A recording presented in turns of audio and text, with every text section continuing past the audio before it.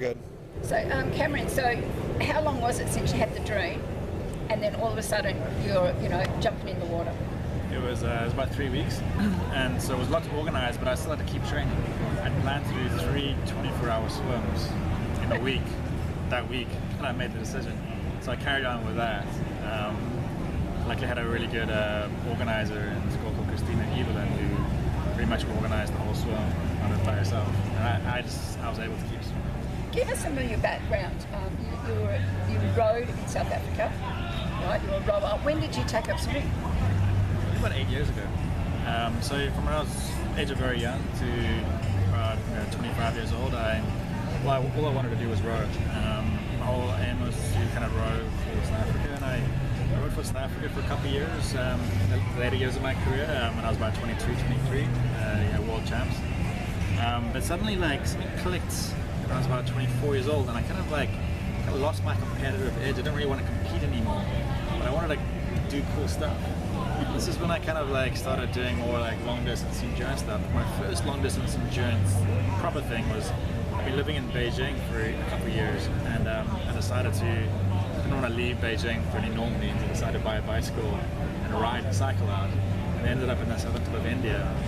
And that's when the kind of the long distance endurance thing set in, and I set up a charity that year, 2011, and I wanted to swim the English Channel. Give it a plug.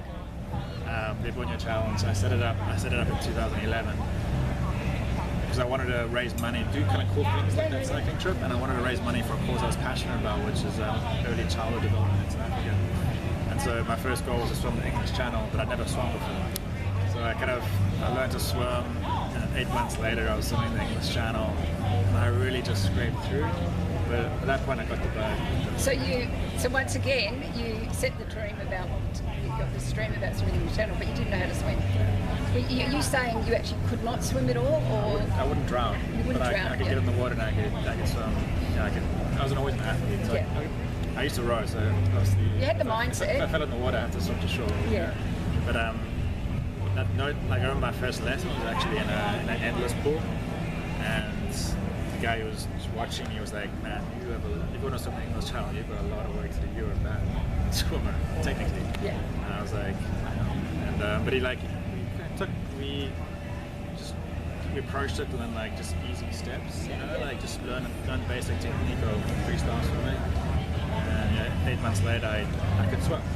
So, what would be the secret? What are the tips that now you've swum this 150-kilometre swim and set this amazing world record, unassisted, which is really, really important in the world of open water swimming, and a Guinness Book of World Record. What is it?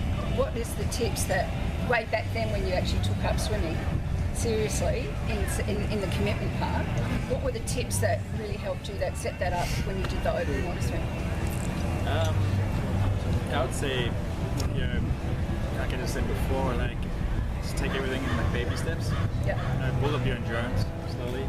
Your technique is obviously incredibly important, as you would know. I've done the drills I did the first day that I learned to swim.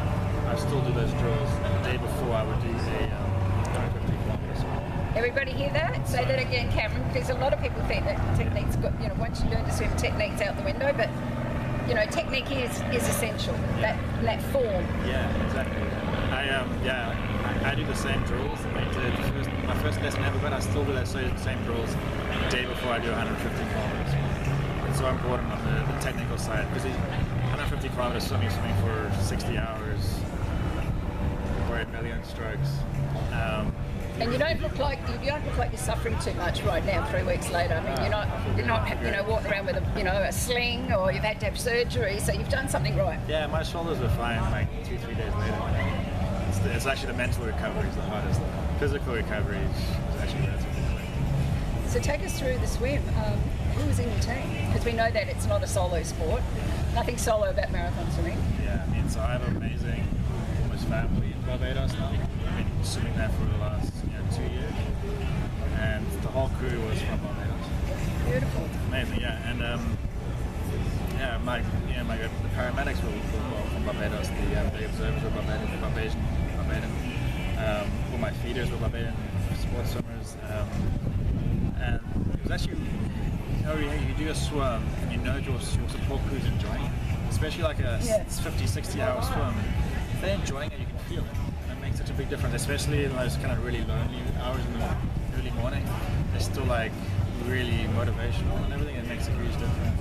And it does make the difference between getting there and not, doesn't it? Or stopping and keeping going. Yeah, a good example is on the second day, around just after midday, the water temperature was hitting about 32 degrees centigrade, about 90 degrees Fahrenheit, which is extremely warm. And I'd been swimming for about 30 hours at that stage. I was really struggling. I was overheating, and I was feeling dizzy, and I didn't notice at the time that I was swimming very slowly. My stroke rate went down to about 45, which is very slow for me. And what were you holding so that people understand the difference? Upper 50s stroke rate, and now it's up to like below 50, and just plodding along. And I was thinking about, I don't think I'm going to make this. Like, I can't even keep my eyes open right now. And I was looking, like, I was blurry. I was hallucinating a lot. And suddenly, as soon as my crew noticed that, as soon as I noticed that, they were amazing. They would give me much more ice in my water bottles, and I was able to put it in my speedo, under my cap, on my back, and then they were feeding me every 15 minutes just with ice. Yeah.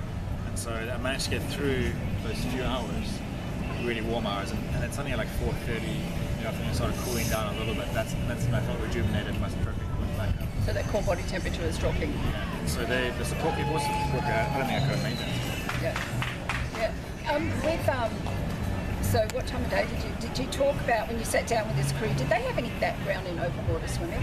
Or they obviously had a background in passion and commitment and teamwork. They're all, most of them are good swimmers. Yeah.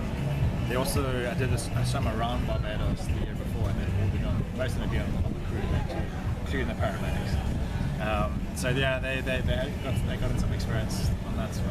So you've done the English Channel.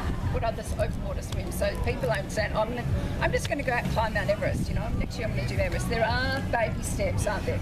So the English Channel. What else? So I've done the Ocean 7. Yeah. Oh wow. Which is the. They're impressive. Yeah, something created by Steve Monatonis. This is kind of the equivalent of the 7 summits of mountaineering. The English Channel, Catalina Channel in Los Angeles, Cook Straits in New Zealand, etc. The hardest one's probably the North Channel, Ireland to Scotland, because it's very cold. Well, if you've been living in Barbados for a few years, yes, I can understand why the North Channel would be a bit difficult. And that's acclimatization, and that's what we're, you hear people coming. People don't say, that's too hot, or they go, it's too cold. So it's the cool thing about open water swimming. There's so many challenges. It's extremely cold. Like the North Channel was 50 degrees or maybe 53 degrees Fahrenheit, and this last one it was 90 degrees Fahrenheit. The two extremes. Absolutely. How do you train? Because the ocean settings is like that. There are different temperatures like that, just like your Barbados swim. So how do you acclimatise for a warm swim? It's easier than cold, but it's pretty much the same. You just got to train in that temperature, and potentially more extreme temperatures. Because you'd already swum around Barbados. Did they monitor your core temperature during that swim? Yeah, that wasn't too bad. I did it in November. It was probably in Fahrenheit about 84 degrees, and or 83, 84. And so, I kind of bolted up. I never done a warm swim before that. That was warm for me. So you'd probably find a swimming pool cold. Yeah. It's 26.8. No. Yeah. So you had the round Barbados. What swims did you do? You were talking about doing 24-hour swims. That's the baby steps, obviously, in preparing you for those swimming around the clock, isn't it? And the night time. It sounds ridiculous doing 24-hour swim as training. I know, yeah. That's what you have to do. Exactly. Do a 60-hour swim, you've got to do those 24-hour swims, and especially getting through a whole night. It's very important to practice because it can get very lonely and stressful between the hours of 2 and 5 in the morning because your body hasn't seen the lights in so long. Your body wants to shut down and sleep. So those hours go very slowly. Melatonin levels. Yeah, hours go very slowly. And you get a little bit depressed. But as soon as you see the first ray of sunlight, it's like you're stepping in the Did caffeine play a part at all in your swim? Yeah, during the second night of my swim, which was going to be the hardest part, I was taking quite a bit of caffeine every 3.5 hours. And in the middle of that, I was taking quite a big at those anti-inflammatories. Yep. And so that was kind of cool to look forward to that. You know, the caffeine and the inflammatory stuff. There's always these little goals where I can take some drugs. Legal. Yeah, it's all legal. Yeah, I know. But it's interesting. Other people always talk about hot chocolate or you know, pieces of chocolate or a fig bar, and you're talking about anti-inflammatories and caffeine. I love it. I love it. I love it. Because you know you're going to get a buzz. I'm interested to know, how do you prepare for a night swim? You know, you're saying 24 hours and the mind's going to play tricks. How do you prepare for that? Or the lessons that you learned, how many 24-hour swims did you do? It was about three. That last year I did 2. So I've done, I think, and I did it around Barbados and last year. That was 41 hours. So I've done about 7 24 hours up to now. 7. You heard that? 7 24-hour swims. And 3 in 1 week, wasn't it? 3 in 1 week. Because all of a sudden they were doing this big swim. Yeah, and then I did obviously 2. I guess we can count that as 2. So what did you learn in those 24-hour swims that you took into the World Record swim? You learn how to deal with stress, especially early hours of the morning. You know, suddenly if you do 3 in a week, and suddenly during your swim you're going through the nighttime periods, and you're like, well, I know I can get through this. I know it's just a little bit of depression happening right now because I haven't seen the sun. I just got to swim for another hour. So it's kind of like you're going to work and you're not going to get much sleep. You know, you've done it those days, you know, there's people who are shift workers in the middle, it's like, oh, I can't do this. But then you start doing it back to back to back, like literally your week was like that before the swim. So how did you deal with the stress? What kind of stress did you feel? Just give us some examples. So, you know, with a long swim like this, first of all, I train so much. I was doing sometimes 60 hours a week. And, how many Ks would that be, or miles? About 140 miles. And was that open water or pool or both? Boat pulling. Was there any particular speed work in that, or was it just get through the monotony of it? Towards the end, there wasn't much speed work. I was just trying to like find my rhythm, doing like long stuff. But yeah, like a few months before this swim, I was doing maybe probably 50% speed work. Yep. And I just lowered the speed work as I got closer to my swim. Let's get with reality. Yeah, because eventually the month before, you're just really looking to find your rhythm. That's the most important thing. You're out doing this long swim, just trying to find a rhythm. And the last thing you want to do is go out too hard. So it's very important to get that rhythm. Now you talked about something really important about support around you, and you said that you and Sarah Thomas and yourself were communicating because you were both doing these epic challenges. What were some things that you shared? A lot to do with the salt. Like, yes, these long swims, I mean, it's like 60 hours, and like you have to train for 60 hours. So I know I could swim 60 hours, but like the extra variables is the hard part. Like the sun, the sleep deprivation, especially the salt, big variable. In the water for this long, like the salt's going to get into your skin, especially your lips and your tongue. Like my lips are about double the size usually, like after the swim. So much, I can't even describe the pain. How's your tongue? Your tongue's fine. It's recovered. I saw. I saw the taste thing the other day actually for the first time. I saw Ben Edgley's.